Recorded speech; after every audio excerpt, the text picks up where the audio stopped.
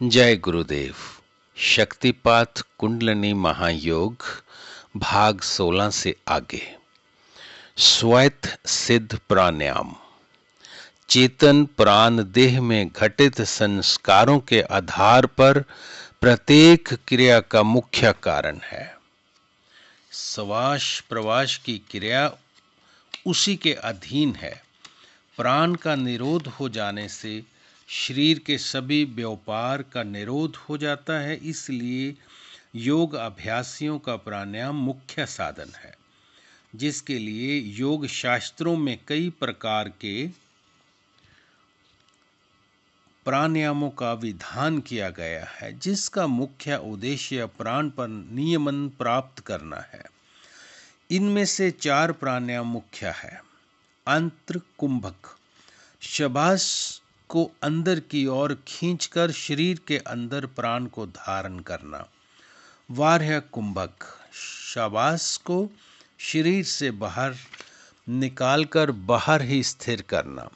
स्तंभ वृत्ति, प्राण को यहाँ का तहाँ स्थिर कर देना। और चौथे नंबर पे है केवल कुंभक, प्राण का अपने आप स्थिर हो जाना। अभ्यास मार्ग में इन प्राणायामों के लिए साधक को बार बार प्रयत्न करना होता है। कभी कोई विशेष प्रकार का प्राणायाम प्राकृतिक स्वभाव या शारीरिक अवस्था के अनुकूल नहीं होने से किसी अनिष्ट की संभावना भी हो सकती है, परंतु शक्ति की जागृति के पश्चात शक्ति ज्ञानवती होने से सभी क्रियाएं स्वभाव अनुकूल ही घटित होती हैं। जो क्रिया जब तक जितनी अनुकूल होगी वैसी ही क्रिया होगी। प्राणायाम में यही स्थिति है। साधकों को प्राणायाम की विभिन्न क्रियाएं भी अन्य क्रियाओं की भांति ही अन्यास ही होते देखी जाती हैं।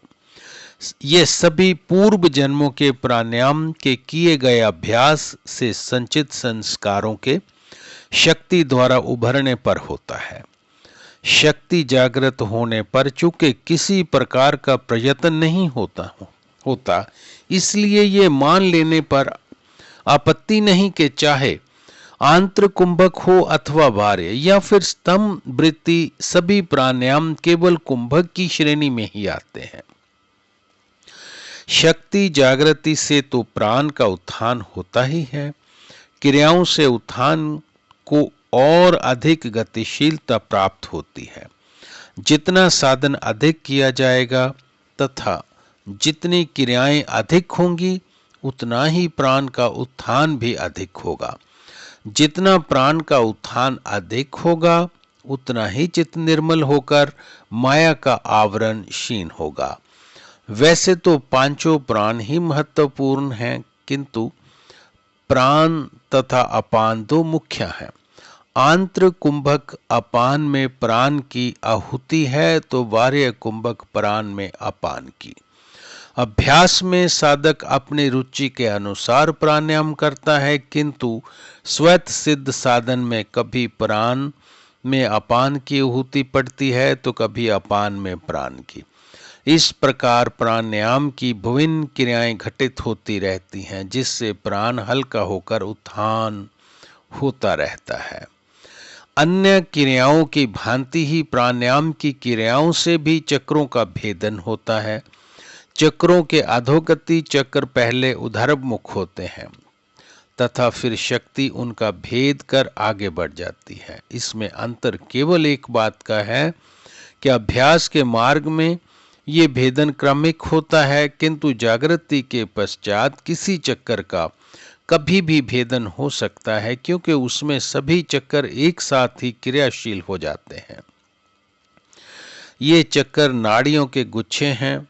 यहाँ से नाड़ियाँ शरीर के बाकी अंगों तक फैलती चली गई हैं। इसलिए प्राणायाम के साथ साथ अन्य क्रियाएं भी अंग प्रत्यंग में क्रियाएं अनुभव कराती हैं। यूं तो प्राण का उत्थान का प्रभाव सभी कोशों पर पड़ता है, पर विशेषकर प्राणमय कोश सर्वाधिक एवं प्रत्यक्ष प्रभावित होता है। प्रत्येक नस नाड़ी एवं रोम रोम में प्राण का संचार कर देता है। तब साधक को ऐसा अनुभव होता है कि सारे शरीर के अंग अंग में शक्ति भरी हुई है।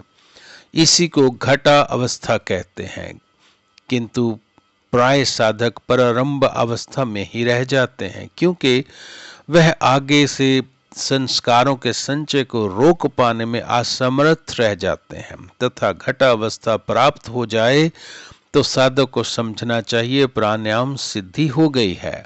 अब चेतन प्राण ऊपर की यात्रा करने के लिए तैयार हो गया है। जय गुरुदेव।